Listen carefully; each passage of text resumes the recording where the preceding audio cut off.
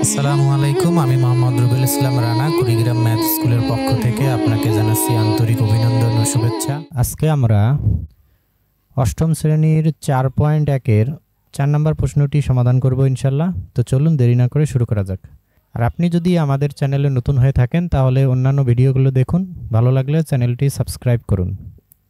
4 নম্বর প্রশ্নে বলা হয়েছে a = 4, b = 6 এবং c = 3 হলে 4a² b² minus 16ab² c plus 16b² c² এর মান নির্ণয় করো। তো অঙ্কটি আমরা দুইটি পদ্ধতিতে সমাধান করব। তো প্রথম পদ্ধতি হলো আমাদের সরাসরি আমরা এই রাশিটাতে a b এবং c এর মান বসিয়ে দেব।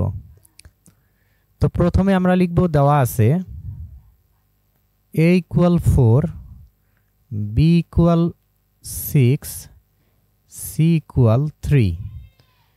এরপরে আমরা প্রদত্ত রাশিটি লিখব। প্রদত্ত রাশি 4a² b² minus 16ab² c plus 16b² c²। তো এখন আমরা এখানে a b c এর মান বসিয়ে দিব।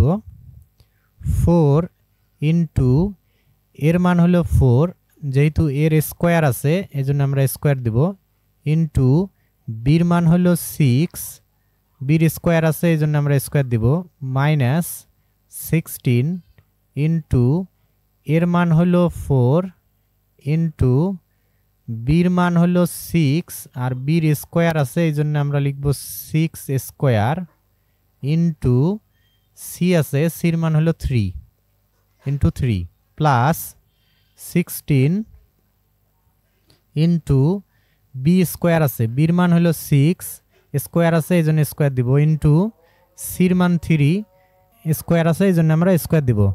তো সাইডে আমরা লিখব মান বসিয়ে পাই। তো আমরা কি করলাম, a b c এর মান বসিয়ে দিলাম প্রদত্ত রাশিতে।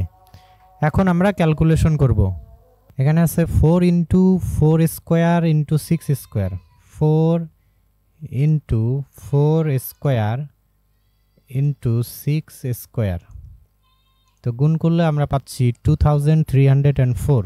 তাহলে এই অংশটি গুণ করলে আমরা পাচ্ছি 2304 মাইনাস এর পরের অংশ আমরা গুণ করব।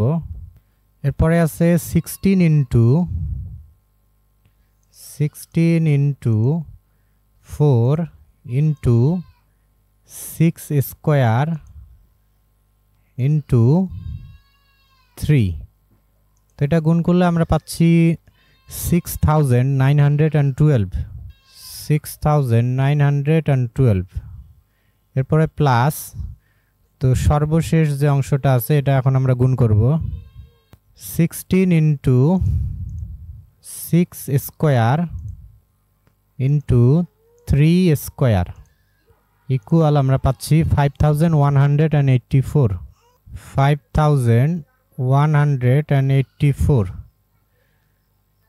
তো এরপর আমরা এটা যোগ বিয়োগ করব। তো এখন আমরা লিখব 2304 মাইনাস 6912 প্লাস 5184 ইকুয়াল আমরা পাচ্ছি 576। তো এটাই হবে অ্যান্সার। তো ক্যালকুলেশন করলে আমরা পাচ্ছি 576। তো এটাই হবে আমাদের অ্যান্সার। তো এটা একটা পদ্ধতি। এখন আমরা এর বিকল্প পদ্ধতি শিখব। তো এরপর আমরা যে কাজটা করতে পারি, এটাকে সূত্র তৈরি করতে পারি। 4a² b² এর পরিবর্তে যদি আমরা লিখি 2ab তার স্কোয়ার, 2ab তার স্কোয়ার করলে হয় 2 এর স্কোয়ার মানে 4, আর এর স্কোয়ার করলে হয় a², বির স্কোয়ার হলো b²। তাহলে 4a² b² কে আমরা লিখতে পারি 2ab লিখে অল স্কোয়ার। এটাকে আমরা a আর শেষে যে অংশটা আছে 16b square C square, 16b square C স্কোয়ারকে আমরা চাইলে লিখতে পারি 4bc তার অল স্কোয়ার, অর্থাৎ 4 স্কোয়ার করলে হয় 16, বির স্কোয়ার হলো বি স্কোয়ার, সির স্কোয়ার হলো C square. 16b square C স্কোয়ারের পরিবর্তে আমরা লিখতে পারি 4bc তার অল স্কোয়ার। এখন আমরা এটাকে যদি এ আর এই অংশটাকে যদি বি কল্পনা করি, তাহলে এ স্কোয়ার মাইনাস 2 ইন্টু এ হলো 2ab ইন্টু বি হলো 4bc, এরপর প্লাস বি স্কোয়ার। তো আমরা এটা একটা এ আর একটা বি ধরে A square minus 2ab plus B square, অর্থাৎ আমরা জানি A square minus 2ab plus B square equal হলো কিসের সূত্র? এ মাইনাস বি অল স্কোয়ারের সূত্র। তো আমরা এখানে সূত্র তৈরি করলাম পূর্বের লাইন ঠিক রেখে। তো আমরা দেখব যে মাঝখানেরটা মিলল কিনা। 2 আর 2 গুণ করলে হয় 4, 4 আর 4 গুণ করলে হয় 16। এরপরে এই যে এখানে এ আছে, তাহলে এ মিলল। এই বি আর বি গুণ করলে হয় বি স্কোয়ার, তাহলে বি স্কোয়ার মিলল। এরপরে সি আছে, সি মিলল। অর্থাৎ আমাদের উপরের লাইন মিলে গেছে, আবার সূত্র তৈরি হয়েছে। তো কিসের সূত্র আমরা এটা তৈরি করলাম? তাহলে এটা আমরা এ মাইনাস বি অল স্কোয়ারের সূত্র তৈরি করলাম।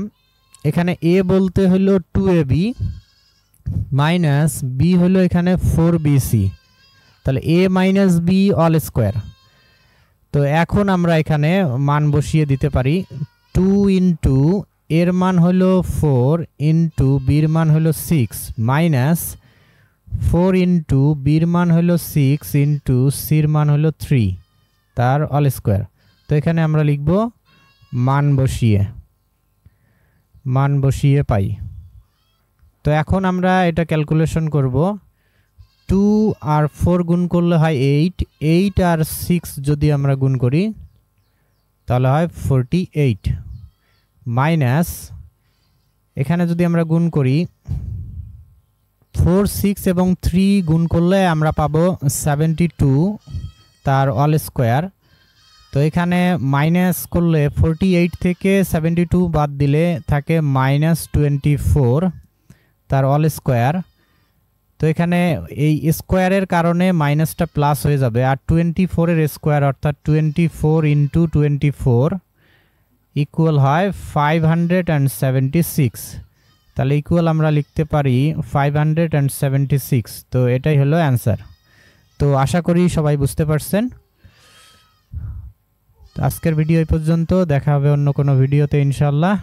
আল্লাহ হাফেজ। আসসালামু আলাইকুম।